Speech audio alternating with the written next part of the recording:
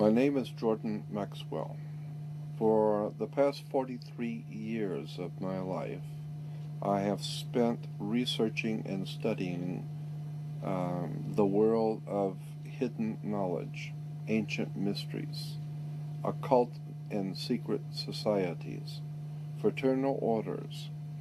My real first love is theology, occult theology. But let me warn you, and let me say that the word occult does not mean evil or bad. It carries that denotation, but it's not really bad.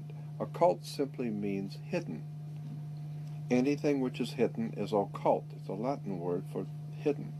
Consequently, so much of knowledge, important spiritual, political, sociological knowledge, it's been hidden. And so I have spent, as I said, the past 43 years of my life searching out hidden knowledge. And that's what I do. I'm fascinated by how much we don't know. The state of Israel is actually connected to America in a very arcane and secret way. So they are, the state of Israel is connected to the American federal system. It's very interesting. That's why America sends billions and billions and billions of dollars. Quite literally, I've heard the figure per year, something like $17 billion a year to the state of Israel. Incredible amounts of money. Why? There's something else going on here, and they haven't told you the whole story. If you were looking down from a satellite, looking down onto the Earth, or even higher out than a satellite would be, you would see that the largest single landmass on the Earth is from Russia, from the northeast tip of Russia, all the way across to Central West Africa, to the West African coast. Then from England, England, all the way across to India. And you crisscross the largest single landmass on the earth. That cross comes right through the city of Jerusalem. That's where it crosses. And so the old ancient Phoenician Canaanites, being the bankers, they said, if you come in through town to do business, Jack, you're going to pay us up front. And so whoever controls Jerusalem controls the flow of oil, drugs, all kinds of products, the flow of gold, diamonds, all the valuable things in the world goes through Jerusalem. That's why it's the holy city.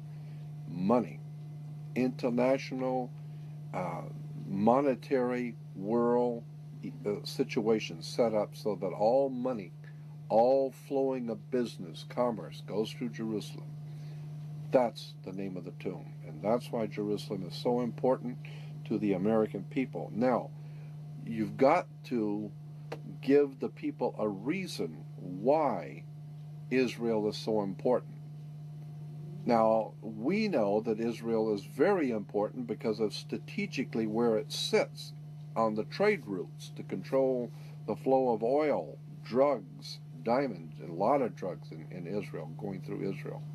Major movements of illicit narcotics and drugs through Israel. And diamonds, gold, money, etc., etc. But you've got to give the people who are going to go over there and lose their lives and give their sons in war, you've got to give them a reason. So we tell them that it's religious. It's the Lord's chosen people, the Lord's people. And the Lord himself has chosen Israel. And we give them a line. You'd be surprised what Americans love. They love that kind of stuff. And so we tell them, it's the Lord's will. And the Lord Jesus was there, and all the great prophets and all of that. And so we have to protect that little country, Israel, because it's the Lord's will. So I believe that all of these things which are happening right now in the Middle East um, is there are many factors involved. Obviously, it's not just oil, it's not just money. Those are the cards on the table. When you're laying out the game and you're going to play a game, a high stakes game, say in Las Vegas, where hundreds of thousands, if not millions of dollars are laying on the table, and you're playing a high stakes game, you're going to have the cards you've got that you're playing. Well, one of the cards that's being used in this high stakes game is, of course, oil. One of them is, of course, drugs. Drugs are very big business in the Middle East and in Europe, and so I feel that the drugs are one card, oil is a second card, the control of money, banking, fraternities, controlling the flow of commerce and business in the world. That's another card on the table. But above the cards are the players only using the cards. And I think the players in this world game that's being laid out for us now are guided not by the cards. They're guided by something else. There's something else going on here. And it has to do with secret societies and ancient religions.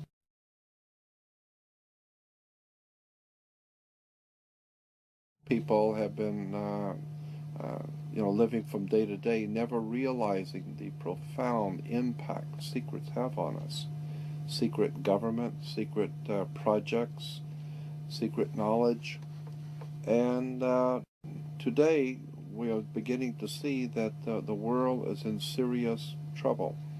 I believe that the things which are going on in the world today, not the least of which the Middle Eastern war and Middle Eastern intrigue, I think the machinations that are going on behind the scenes of world government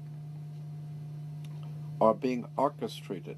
I have no doubt in my mind, after 43 years of looking at this subject, that so much of our world, the wars, the violence, the bloodshed, the animosity among races, is purposely designed by someone.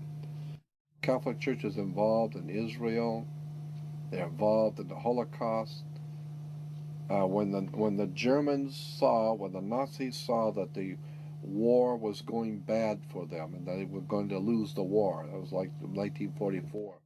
All the top Nazis were given Vatican passports and given safe passage and money through the Vatican banks.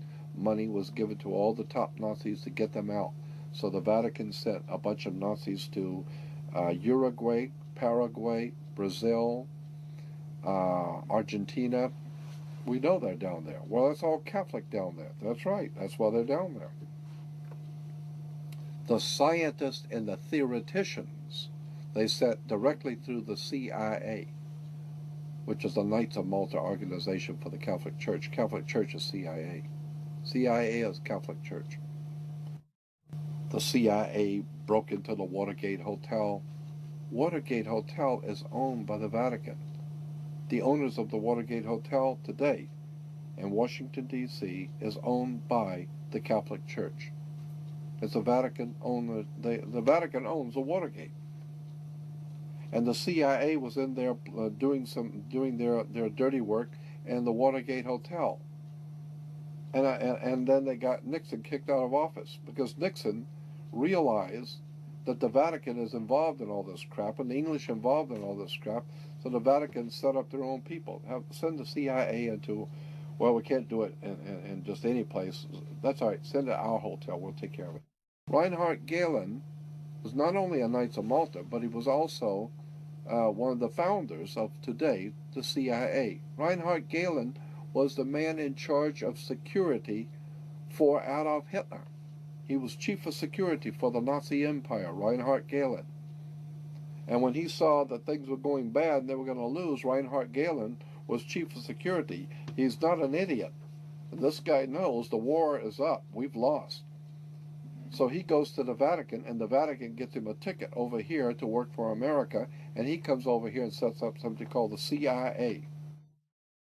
All of these religious leaders in America on television, they have contracts under the table with international oil cartels, drug cartels, banking cartels, and they are reaping in millions of dollars in private profits in European banks that American Christians have no idea in the world about. But all you have to do is just start doing some homework and checking on all of the so-called Christian leaders who are all for the state of Israel. Find out how much money did you make last year. Then you begin finding out the oil companies put up millions of dollars for Christian churches to send out missions. So many of the Christian missionaries that go out around the world, and these you see them nightly on television, missionary movements that go out to the poor, starving people of Africa and the poor people of China. These missions are being financed, but a lot of the big churches are not telling their people that it's being financed by oil companies. Oil companies and drug cartels are financing many of the church's missions throughout the world. We now know, we have documented proof beyond a shadow of a doubt that World War I, World War II were planned long in advance. The things which are going on in the Middle East have been planned for, I believe, at least 40 years, minimum. I can show you at least 40 years ago that this government, American government, was already keenly anticipating a major war in the Middle East. The corporation called United States, after the change of the century, coming into 1900s, decided they wanted to expand. They got so much money and they're doing so well. They thought maybe we could expand the business, move the corporation out a little bit. Let's expand business. Let's go to Germany or Europe and open up a big corporation there and take in their corporation, their government. We'll take them over. And the Germans said, "Hey, Jack, it's like a mafia. What are you coming over here? You're gonna buy me? I'll buy you. You don't buy me." Like the Godfather movie. What, you're going to come into Las Vegas and you're going to give me, and you're going to buy my hotels? Who says I'm going to sell my hotels? And the American corporation, British American corporation, said, unfortunately, maybe you didn't understand. Let me restate it so you understand. I didn't ask you. I'm telling you. We're moving in here. It's called a corporate takeover. And so there was a hostile corporate takeover where the American corporation decided they want to take over in Europe, and they didn't want to be taken over. Well, it's too bad. We'll take over anyway. So they called it a hostile corporate takeover. We call it World War I. So the corporation called United States was able to overthrow the existing corporate order in Europe, but it cost a lot of money. They had to build a lot of tanks and jeeps and pay a lot of people, and the corporation, well, they were successful. They did what they wanted to do, but they went broke doing it. And so when they went broke doing it, and then the bankers pulled their money out in 29, we had something called a stock market crash, because the corporation spent so much money, they went broke. So the international banker says, well, if you're broke, what are you coming to me for? I'm not going to loan you money if you're broke. And so what do you have as collateral? You got any collateral that you could put up for me to loan you the money? And the corporation called United States, the British corporation called United States, said, yes, we have the stock. We'll give you stock in the company. You are the stock in the corporation. So they give your body to the banks in Switzerland. So your body now becomes stock for the corporation called United States because you are a money maker. Bankers came in and said, if we're going to loan you money, you guys have lost money, you guys have gone bankrupt, we're going to take care of the accounting. We're going to see where the money goes. We'll give you the money, but we're going to make it sure it goes where we want it to go. So they set up the Federal Reserve System and then the collection agency to make damn sure that you people pay us. We're going to set up to keep a record of how much you owe us in business each week. We're going to call that the Federal Reserve. And to make sure that your stock, all the chumps out there in America working, make sure the stock pays us. We're going to make sure they pay us. You don't just tell me you're going to pay. I'm going to make sure they're going to pay. So we will set up a collection agency. Our own personal collection agency is called the Internal Revenue. You mess with us, Jack, and we're going to hurt your face. You owe us money. So the banks loan money to the privately owned corporation called United States, and the United States Corporation gave your body, your birth certificate, to the banks as collateral for the loan, and that's why today Americans are nothing but slaves. Now this is something I want you to understand, and you need to listen carefully because this is profoundly important. Most people have never heard this and don't even understand what I'm trying to say. So try and follow what I'm going to tell you.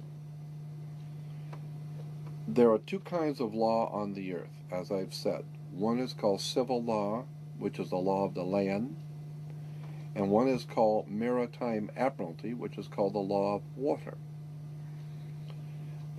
Maritime admiralty is banking law. And the law on the maritime admiralty says that you, because you came out of your mother's water, are a maritime admiralty product. This is why the ship is sitting in its berth and it's tied to the dock, and the captain has to give a certificate of manifest to the port authorities because money is changing hands. This is why when you were born, you have to have a birth certificate. It's got to be signed by the dock because that's where the ship is tied to, is the dock. So the dock signs your birth certificate. Why? Because you came down out of your mother's water. You came down her birth canal. You are a maritime admiralty product. And therefore your birth certificate is signed by your mother. And where your mother signed on the birth certificate, get it, you will see it does not say parent or mother, it says informant. Your mother was informing that the bank that she has just produced another product to be bought and sold. England, the British Crown, through international banking, owns your physical body, and that's the law. So you can think it's funny all you want. So the bottom line is that you are a maritime admiralty product, and therefore the banks own your body. And on the back of the Social Security card will be numbers in red.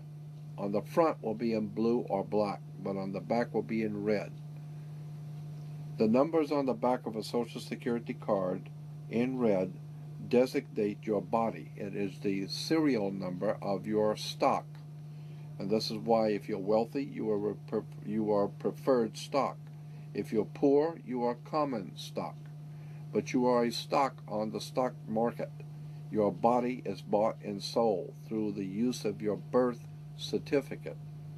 And if you could get your original birth certificate back, you would find that on the back of the birth certificate are all the banks around the world. All over the world, banks have used your birth certificate because you are a stock in a maritime admiralty banking scheme where you make money for banks. So consequently, the corporation and government and people who want to control you, they create a second you, and that second you that they control, that they created, is all capital letters. Check it out. Anytime you get a bill, get a lawsuit, you get a fine, a ticket, somebody sends you a bill from the Department of Water and Power. Check it out on your driver's license, on your Social Security card, on your insurance cards, anything, period. Anything having to do with business, your name will always be in all capital letters, because only all capital letters can be dealt with by banks and government. Anytime you have a name upper or lowercase, that applies to you. I got no control over you. You sign a contract in which your name is in all capital letters, now I can take you to court. Now I can take you. As a matter of fact, the judge sits on the bench. He rules from the bench. The word bench in Latin is a bank. Look it up in a Latin dictionary. So the judge rules from the bench. Right, because he's ruling for the bank. Why? Because somebody's going to pay. It's just a game here. The Queen of England wants a cut of the American blood. She wants a piece. So it's going, somebody's going to pay, and the money's going to go where? Into a bank. That's right. The judge rules for the bank. So consequently, if you are working in California making money, you are then referred to as a franchisee. You're a franchisee of a foreign corporation. 1849 Constitution of California. 1849 Constitution of California says no California citizen will ever pay taxes in California state. Ever. There will never be a state tax in California. Ever. That's the Constitution in California. But if you say that you're a United States citizen, you're saying you work for a privately owned corporation called United States. Therefore, you are a franchisee of a foreign corporation. Therefore, you must pay the California Franchise Tax Board. Not California State Tax Board. There is no state tax in California. You pay the California Franchise Tax Board because you're a franchisee of a foreign corporation on the maritime banking law, international law. You work for the Queen of England. Your butt is owned by the Queen of England in a corporation called United States, while a man called Bush is the president of the British corporation. You want to talk treason? You need to wake up and find out how this stuff really works. Because once you understand that you don't need to submit yourself as an American to a British commercial venture called courts. You're an American. You don't need to go to court. You only go to court because you agreed to go to court. When they send you a subpoena to court or a summons to court, and they've sent you something, you look at it and say, hey, Jack, that's not me. That's in all capital letters. All capital letters is a corporation. It's a corpse. It's dead. Do I look like I'm dead to you? No, I'm an American, Jack. I ain't dead. And besides, I'll go to an American system for justice. I don't need no British Grand Lodge Masonic system called courts. This British Grand Lodge Freemasonic system called Inns of Court comes out of England. And it has manipulated, exploited, and lied to the people. And everybody in America thinks they got to go to court. Oh, the judge they've sent me something that I've got to go to court. I don't go to anybody's court. I'm an American. I don't need to go to court. That's the difference between being a free man and a slave. Very few Americans have ever really thought about the fact who was the enemy of this country when it was being founded. Who was it George Washington was at war with? Bloodshed on the field of battle. Who were the Americans fighting and dying on the field of battle, fighting to found this country? The Russians? No, as a matter of fact, the Russians were our supporters. The French? No. The French were supporting us. They loved us. They thought it was a great idea of somebody actually standing up for their rights and becoming a free people. And the French say, hey, that's sensational. Matter of fact, we'll come over and help you if you want. Anybody that fights against that bunch of cutthroat murderers, British royalty, will help. Even the Tsar of Russia said, hey, you guys going to revolt against England? Hey, about time, somebody will come help you. And so Russia helped the Americans. French helped Americans. All over the world, people say, hey, it's about time you guys got out. I love it. See somebody stand up for their own rights and take their country and become a free people. Your enemy, when you founded this country, was England, British royalty. When Americans stood up in the field of battle and whipped the King of England's ass and sent the British back with their asses bleeding, all over the world, wealthy people, potentates, kings, rulers, princes, all the powerful people in the world, all over the earth, were watching. And they say, hey, we heard the King of England got his ass kicked last week by a little group of people called Americans. Well, they chased your ass out of town, didn't they? And consequently, the King of England became the laughing stock of the world. Everybody, hey, boy, he's got all the big army and the red coats and their guns and everything. That little bunch of Americans, they kicked your ass and sent you back crawling on your knees. What you going to do about that? You going to let him get away with that? And so the king realized he could not. They beat you on the field of battle, and they're mad. You come back, they're going to kill you again. And so the King of England and the British royalty decided, no, we're not going to send any more people over there because you're not going to win. Those people are crazy, they got guns, and they're mad. Leave it alone. Just leave it alone. Later on, we'll dream up some things called United States government. And we'll incorporate it. And we will bring in what we call them attorneys and lawyers. And then we'll do business and sign contracts. And we'll be their friends. And one day, we're going to own them. The British invasion. They call the rock groups that came out of England the British invasion. That's not the only thing Britain invaded with. They invaded with treason, bloodshed, lies, deception. They've given us courts. They've made you into a corporation. They've made you so that you are politically dead. You walk into a courtroom and the judge wears a black robe. Black is the color of death. I mean, you've got Dracula wears a black robe. Frankenstein wears black. You know, always the jailer and the guy who's going to cut your head off wore the black robes. What is this black robe stuff of judges? Where does this black robe stuff come from? Somebody needs to do their homework and find out America has been raped. And the people who are running this country are nothing more than turncoats. They're traitors who have sold our great republic out. They've sold us out to our masters in England. I, for one, would like to see all British in this country, all British money, all British financing, all British corporations chased out of this country. Give them 72 hours to be out of this country, and you tell the Queen we're not sending over American boys into the Middle East to save your goddamn oil.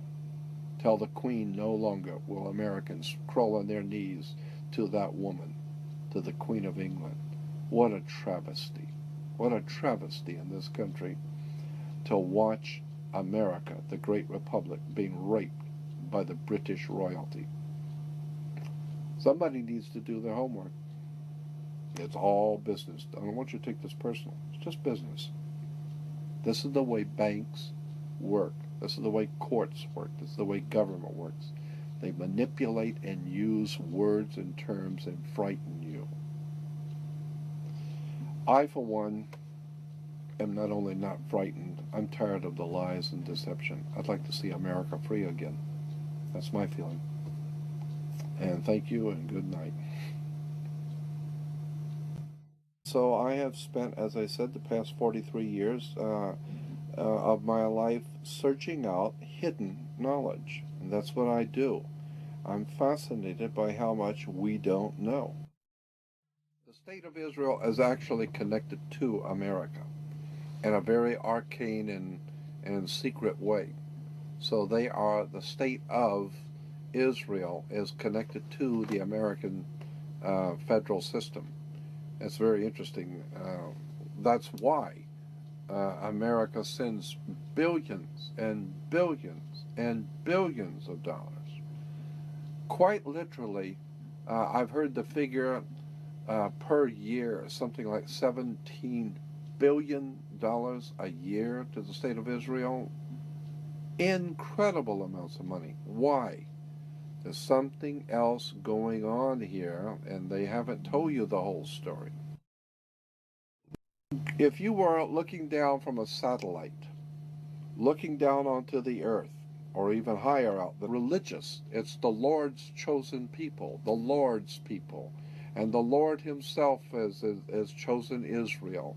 And we give them a line. You'd be surprised what Americans love. They love that kind of stuff. And so we tell them, it's the Lord's will.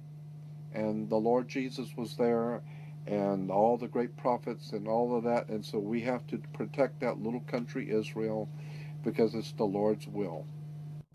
So I believe that all of these things which are happening right now in the Middle East is there are many factors involved, obviously. It's not just oil. It's not just money. Those are the cards on the table. When you're laying out the game and you're going to play a game, a high-stakes game, say in Las Vegas, where hundreds of thousands, if not millions of dollars are laying on the table, and you're playing a high-stakes game, you're going to have the cards you've got that you're playing, and a satellite would be. You would see that the largest single landmass on the Earth is from Russia, from the northeast tip of Russia, all the way across to Central West Africa, to the West African coast. Then from England, England, all the way across to India. And you crisscross the largest single landmass on the earth. That cross comes right through the city of Jerusalem. That's where it crosses.